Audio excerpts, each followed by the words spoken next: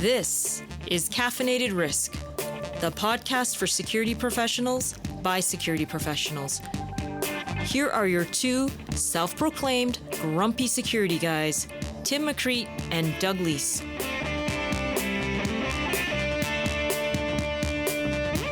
Welcome, folks, to Season 5 of Caffeinated Risk. For our next podcast, we chat with John Petruzzi, the CEO of Unlimited Technology. John has over 30 years of extensive industry experience, having previously led business units of fully integrated security services at two of the world's leading security providers. He's also led risk-based security programs, deployed technology enhancements, and managed organizational resilience programs for Fortune 500 companies in the financial services, energy, commercial real estate, and telecommunications sectors. John holds a Bachelor of Information Security Management and an Associate in Criminal Justice. He's also completed the executive program at Georgetown University's McDonough School of Business. He served in the United States Marine Corps as a non-commissioned officer and holds the CPP, CISM, and CBCP certifications. John is an active industry volunteer and served as the president of ASIS International's Global Board of Directors in 2021. And now, let's check out our latest podcast with John Petruzzi.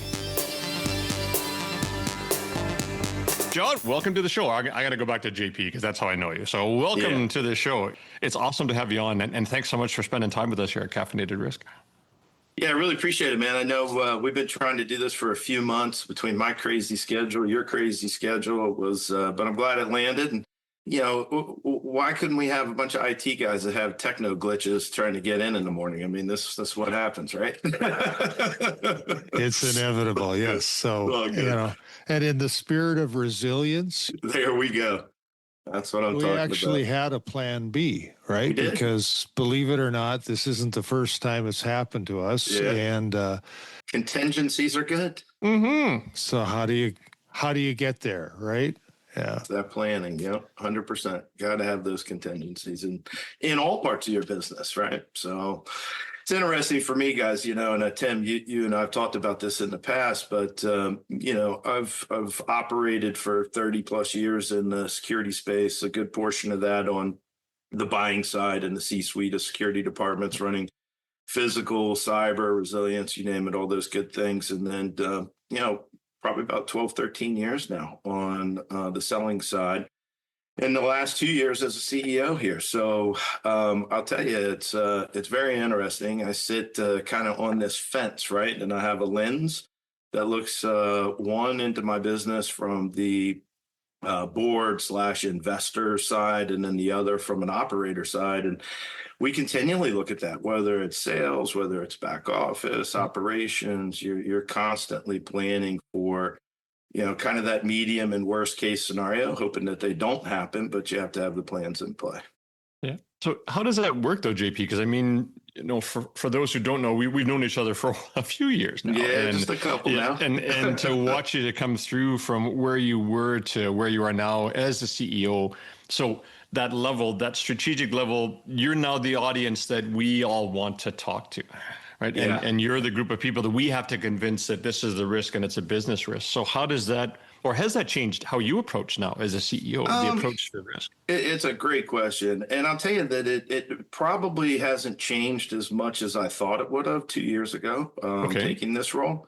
And a lot of it is just the growth that you have, right? And the experiences that you have. I was very, very blessed. Some of my background. Yeah. I worked for a very dynamic CEO for a better part of 10 years, learned a bunch from him. And then ran, after I transitioned into the business side of security, ran some very large operations for some very large corporations. And you kind of learn, right?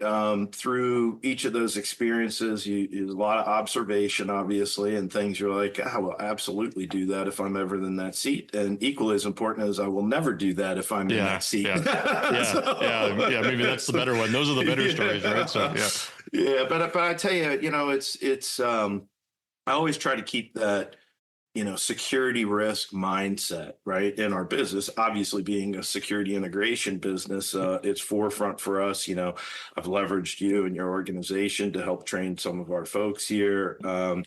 But yeah, I tell you, I really haven't pivoted much, Tim. It's much of the same. There's little nuances, obviously.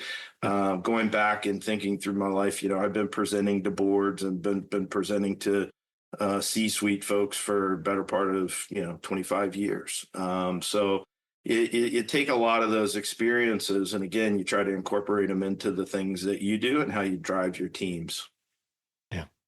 Yeah. No, I appreciate hearing that, because it's always been interesting for me to see, especially to watch your career and the changes that you've gone through from being, from a military background to moving into security, moving into executive, and now actually being the guy that we all have to present to. It's been fun to watch. And one of the things that I wanted to ask, now that you're in this CEO space, when you take a look at risk and you take a look at what we did today, resilience, right? Bouncing back and finding another avenue. Does all of that work that we did way back in the day on ESRM when we first started looking at enterprise security risk management and brought it back to life and brought it back into ASS, does that still change some of your perceptions now as you're a CEO? Does that still kind of color your lens as you look at things do you incorporate any of those things that we still teach people from an ESRM perspective? 100%. And twofold, I'm blessed to be able to do that. One is internally focused. We live and breathe that every day, right? So we do that with our company. We go through strategic planning. Every employee is aware of where we're headed in the next few years, where our focus is. Obviously, we're privately held, so it's not like you're going out and finding those materials in the cybersphere there, right? So we're constantly communicating through quarterly all hands. We do year-end wrap-up, so on and so forth. But equally as important for me, what's super exciting is exactly what you helped me do over the course of the last year and will continue to do. Obviously, I started that as soon as I came in. It was really educating my staff, right, as to security risk and what we can do to help customers move the needle, right? One is really ferret out and understand what that company's risk appetite is, and then design programs, right, that are going to meet their needs, right, both from a regulatory compliance, but equally as important. And as you know, I mean, many folks may not know this, 70% of my business is highly regulated: federal government, local government, critical infrastructure. So that other 30, and even in that 70, there's ways to move the needle, because regulation is a baseline, right? As you know, we've always said there's a lot of people that don't embrace regulation. I embrace regulation. Regulation is a baseline, whether it was running corporate security organizations or now servicing that. And the real question is, what is the organization's appetite to go above and beyond? Right. Do we just want to be compliant, or there are opportunities for us to control risks at a greater level, right? Obviously being cognizant of cost, that will create a greater value proposition for the company. And that's what we're all about. We've been trying to do that for a couple decades now, and I think we've seen a lot of success stories. So being able to live it on both sides, internally with the business that I manage, and then with the volume of customers that we have, we do over 3,000 projects a year, as you're well aware. And we do, roughly 40% of our business is recurring. And that's really unheard of in our space as an integrator. Mm-hmm. But we do that because we're partnered with them. Right. This is not for us a transactional business. It's about getting in and understanding what moves the needle in their environment, and then leveraging the expertise that we can bring to help them get to where they want to go. That's awesome. I have so many more questions, but I gotta take some more coffee here. So all right, yeah, there you go. Because I like to do a little research before we record, and I noticed that your organization has business resilience as one of the top products that you support or services you provide, and as you said, you only deal with very large organizations. So even though every large org is going to be different, are there some common elements to these resilience plans that anybody could apply to their business, assuming they're a reasonable size? Yeah, I think so, Doug. And really, again, I don't want to misnomer. There's 30% we're doing that are far from, let's call it Fortune 250, right? Or large federal agencies. I do local municipality school systems as an example. Think about that today, right? Think about the risks for students going in and out. It's an awful thing to think about, but we need to plan for it, right? So I would tell you that all the tenets that we drive, right, from an enterprise security risk management program, right, if we think about those, resilience is a huge component, but I always try to break it down and really educate our team and our customers to the ABCs, which is just start with what are the continuity of operations that you would need to keep your business open, right? What happens if that facility goes down, right? What are you doing day one? So we kind of walk folks through those exercises, and it's amazing. A lot of times they've thought of it, right? And there's some planned, some formal, some not. So it's really helping them get to that formal process. And then pressure testing that on an annual basis. You know that, right? Things change in and out of the ecosystem, right? Yep. We acquire, we divest, so on and so forth. So I really think it's not complex, right? That's what I try to tell people. It's like, we go buy all this great software and do all these big programs. It's literally blocking and tackling. And most of it happens, and I've found great success with this when I was inside the four walls of organizations, small, medium, and large. Conversations are where it happens, right? Don't walk in with FUD, none of the fear, uncertainty, and doubt. It's just a coffee and a conversation with a business executive. Hey, you're running this trading floor. Hey, you're running this central office. Hey, you're running this distribution center. And literally do it in chunks. Just don't go in and just nail them with an hour or 2 hour long conversation. Go have a 15-minute coffee at first, right? Have you ever thought about this? Ding, ding, ding, right? Can we get some time scheduled? So I implemented something many, many years ago, my first CSO role, and I called them business consultants, right? So they were in the security department. These were smart folks, right? Most of them had a level of education and intellect, right, that put them in a room with smart people. And, there's goods, bads, and indifference with those things. I don't want to go down that path, right? It's not the rat hole I'm going down. But you understand where I'm coming from. So you have somebody that had an MBA, has been operating in the security space. All of a sudden, they're sitting in, a COO staff meeting. They're sitting in a president of a business unit staff meeting, so on and so forth. They're not seen as a threat, right? You go sell that as, hey, this person's not here to tell you no. This person's here to observe and consult to you on security business risks. At the end of the day, you're the asset owner. We just want to make sure that you understand the risks and that you're signing off on those things, right? Because we don't own those risks. You own those risks. We're here to consult and help mitigate or reduce where we can, right? But at the end of the day, I've found that, that consultative approach works well inside, equally works well when you're trying to sell into an organization, right, and particularly try to partner with them initially. I love the crawl, walk, run method. I got to tell you, getting into a company, everybody can come in and promise all these great services you're going to do. And, we could beat the competition and we're better, blah, blah, blah. The best answer is give me a shake, right? Give me an opportunity to come in. I don't care how big the project is, preferably small. Right. Let's come in and take a little bite. Let's show the difference between our philosophical approach and maybe what others are doing and the value proposition that we create for you versus what others do. If you believe it, right, great. Let's continue the relationship. If it's not for you, okay, no harm, no foul. Right. So for me, we're selective, I'd say, when it comes to customers for unlimited technology.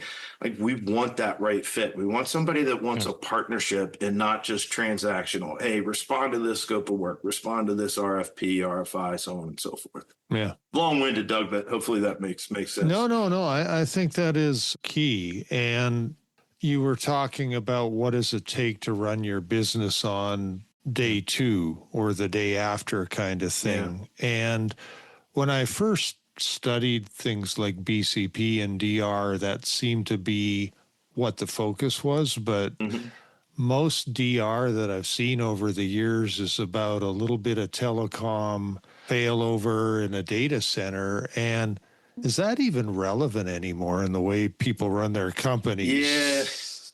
Yeah. I mean, for me, it goes back to what we've all said, right? People, process, technology, right? So when we have the conversations about continuity of operations, the very first thing is, are they safe, right? Where are we taking them? Do we have the processes in place, right? To flow from one to the next, and then the technology switch, so to speak, being pulled to transfer those organizations. Look, there's a ton of complexity. We all know when you get down into true DR plans from connectivity and whether you're cloud, whether you're hybrid on-prem, you name it, right? But I think just the basic conversations get things started, and you'll get down that path eventually. But if you start there, oh man, it's going to get sideways really fast. That's my experience. No, I'm with you, because this whole idea of starting off with, what is a new terms now, continuity management, or trying to get to the point where you're able to, regardless of where you are and what situation that you're facing, you're able to continue your business. And I think it's great to get to that space. But yeah, I go back to, Doug just brought back some horrible memories when we went through disaster recovery planning, or we did this, we called it zero-based planning. And this is way back in the day with the telco. And what would we do if we couldn't come to the building tomorrow and we had to recreate everything as if it would be? And to Doug's point, it was all based on, how do I get my phone lines up and ringing? Well, if you got no one to answer the phone, that first part seems to be a moot point, really. If I haven't got anybody to literally pick up the phone, I can stack up as many phones as I want. It's not going to help. Yes. I think where we saw some maturity, and I think you're starting to see that now, and in some ways, I think you're forcing it now through Unlimited, is that you're asking your clients that, what does day one look like? And then what if it has to be day 365 and you're still not back to where you need to be? That's right. But you still have a business to run. You still have payroll to meet. You still have clients to serve. And I don't know that a lot of organizations have got to the point where they're looking at that resilient concept beyond a typical DR BCP program. And that's what, I'm seeing that now in the market. I'm talking to folks who have dealt with other, consulting teams, and it's been, how do I just stand up for tomorrow?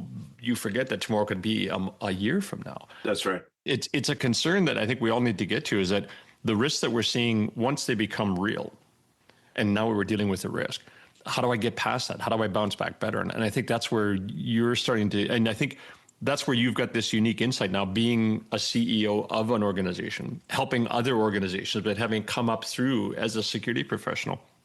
You've actually seen this concept of resilience being designed again over the last, 25 years or so? That's right. Does that make sense? Because I just kept thinking, this is what you've been seeing for probably the last couple of decades, is this resilience being created or recreated or rebuilt, right?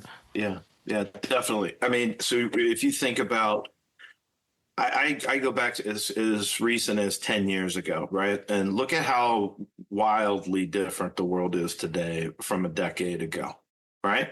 Yeah. Good, bad's indifferent, right? But you think about the risk, right, that we're facing today. There are the nuts and bolts that were there, but there's a whole bucket full of new risks that we're dealing with, right? And so if we always put that lens first to your people, again, without your people, you can't create product, service, you name it, and move it forward. The process by which they have to operate, and then the technology leveraging, right? So there's all kinds of new, risks coming into the ecosystem. But at the end of the day, I go back to the blocking and tackling. If you do that well, you're probably going to be in good space.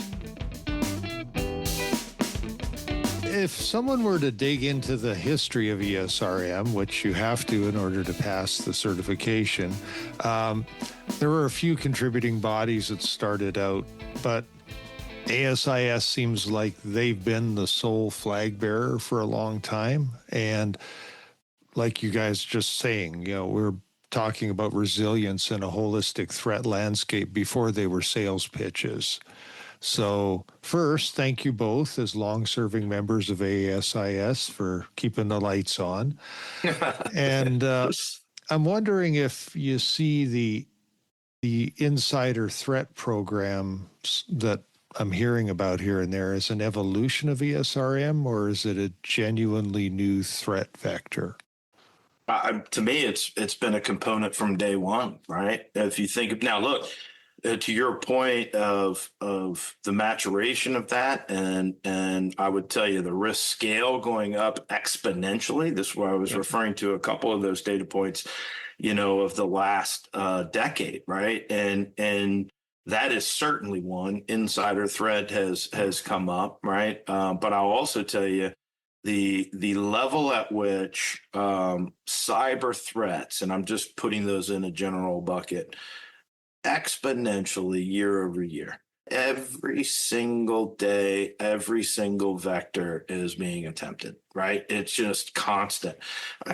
Something as simple as yesterday, phishing, right? With the employee population. Hey, JP wants you to go to this site and do blah, blah, blah, right? Somebody, or make a donation or buy some gift cards. I mean, it's just through the roof all the way up to nation states hitting because of the companies that we service, right? And trying to breach it. But it's the same thing everyone's dealing with. So I just think that as we look at this, and I kind of look at it in decade chunks. It's probably because of all the gray hair I have on my head, but that's why I'm wearing my hat today, right? Really, years fly like that, so I kind of look at it in that 10-year block. But I just see how the landscape has changed so dynamically over the last decade, and I'm certain that it's going to continue that same path.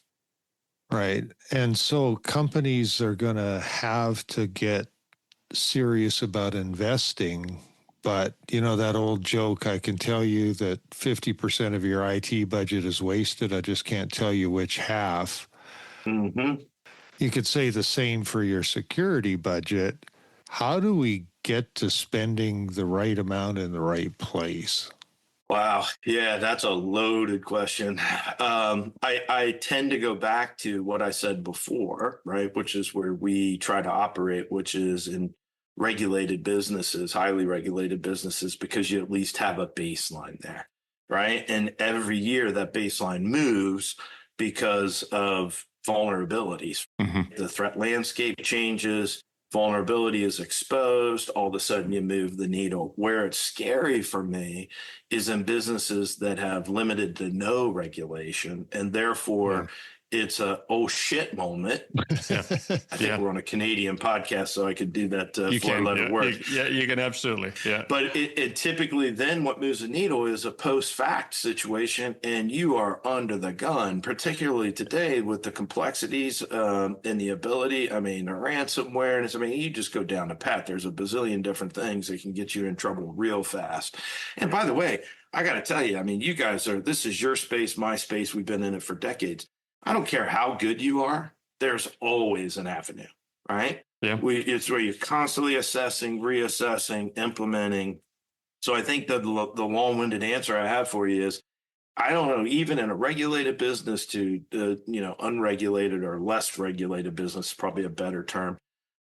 You have to be focused as a business leader on carving out a portion of your finances to ensure that you're doing the best thing, again, for your people, process, technology. If you're a customer facing business, your customers, so on and so forth. It's got to be part of, and we've said this now for decades, it's got to be part of the board conversations, not once a year. It's every time you meet. Yeah.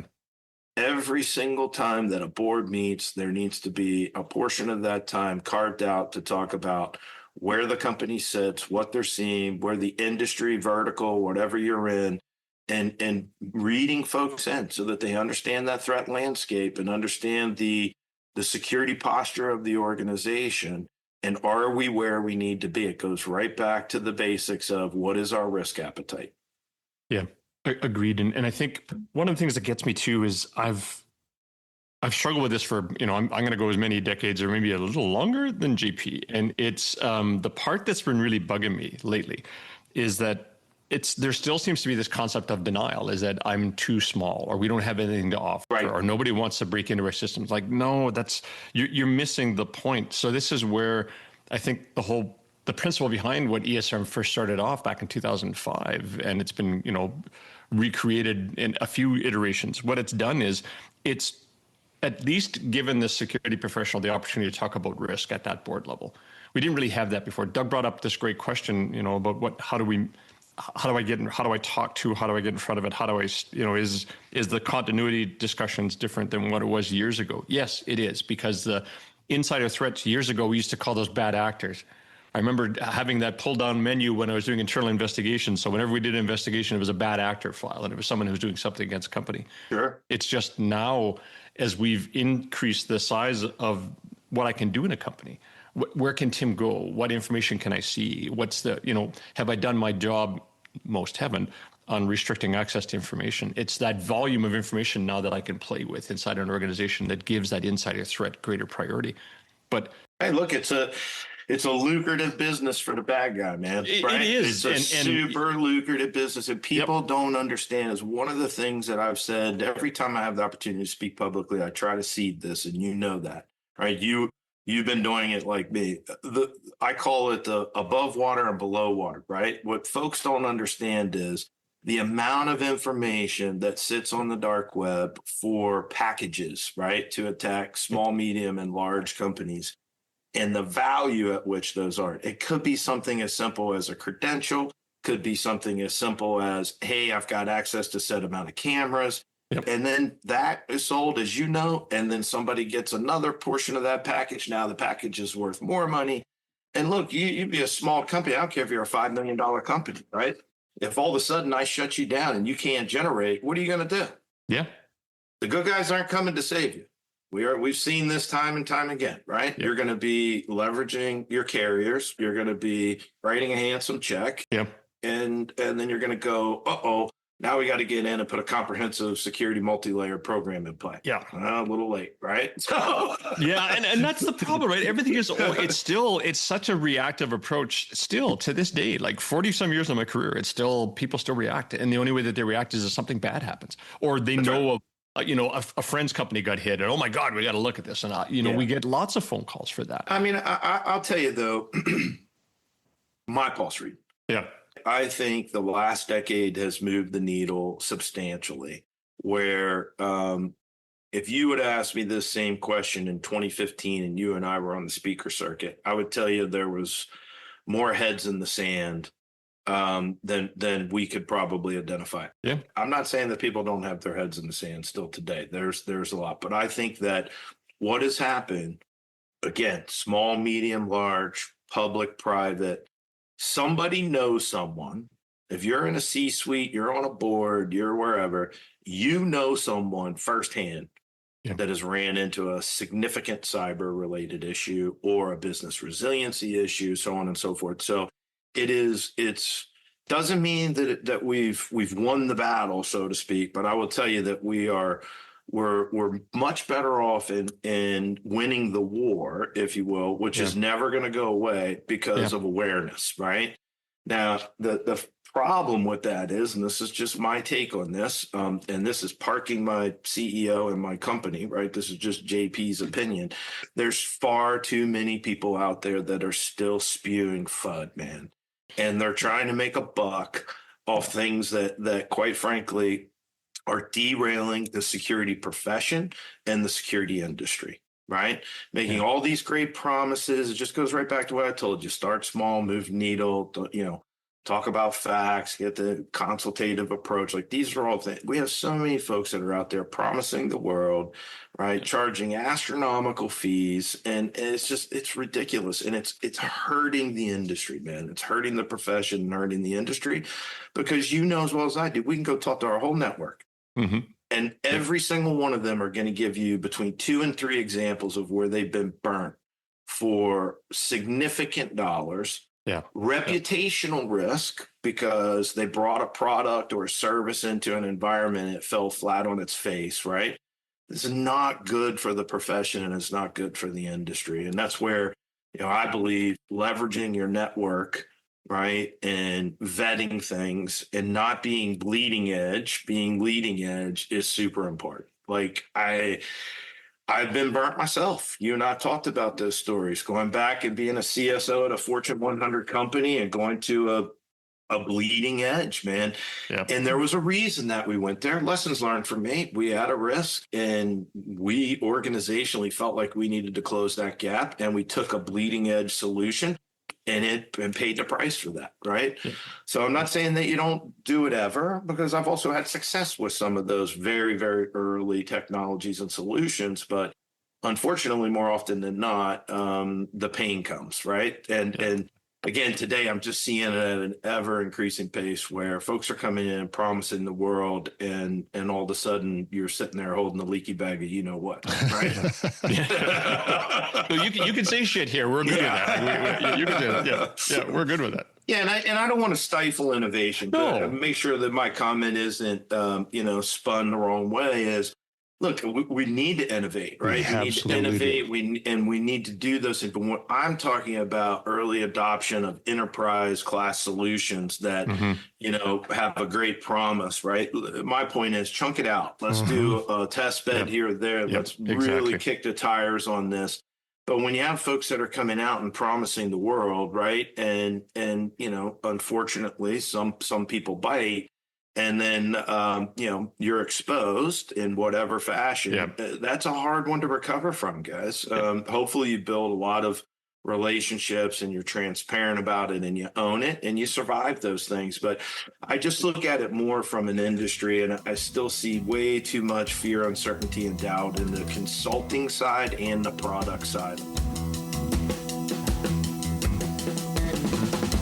Okay, so maybe just kind of wrap it up then, because we all got real jobs too. I've asked this a few times, and it seems to be maybe one of our themes now. And Tim talks about the profession, and you've mentioned it many times. But how does one become a better risk practitioner in 2025? If you were advising somebody coming in or somebody wanting to pivot? Great question. Yeah, great question. I'll tell you that there's, for me, it's twofold. One is continually educating yourself through formal settings, right? Some of those can be done online. Some of them are done in person.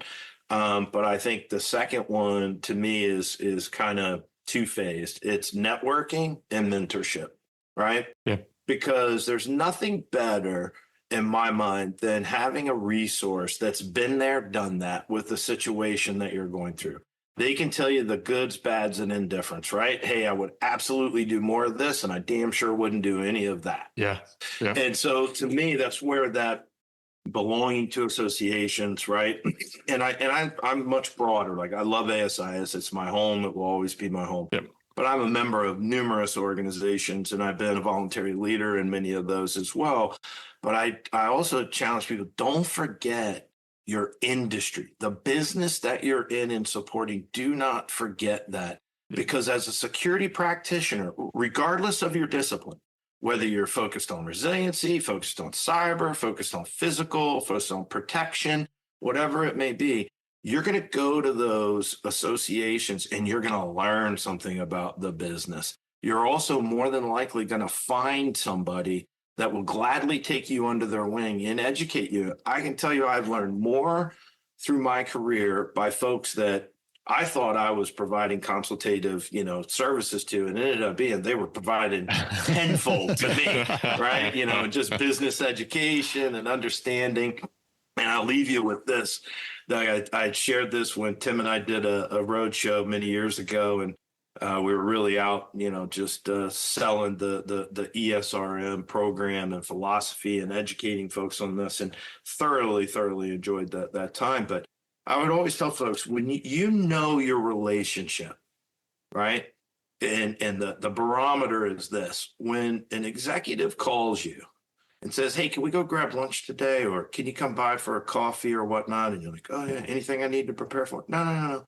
And you walk in and they start asking you questions that have nothing to do with security, nothing to do with the space that you manage, any of the former conversations, but you built a relationship with them and a mutual respect where they just value your opinion. Hey, we're thinking about doing bop, bop, bop. They're not asking you for the security risk aspect of that. They want to know your personal opinion, right? Of, hey, this is something we're considering to do in our function as a company. And I think when you're there, you've moved the needle significantly and you're bringing value. That's awesome. Yep. I can't think of anything else to end it with. So this has been terrific, JP. Thanks so much for spending time with us. I appreciate it. Yeah, I'm glad we got the chance to do it, man. Sorry it took a little while. No worries. This has been awesome.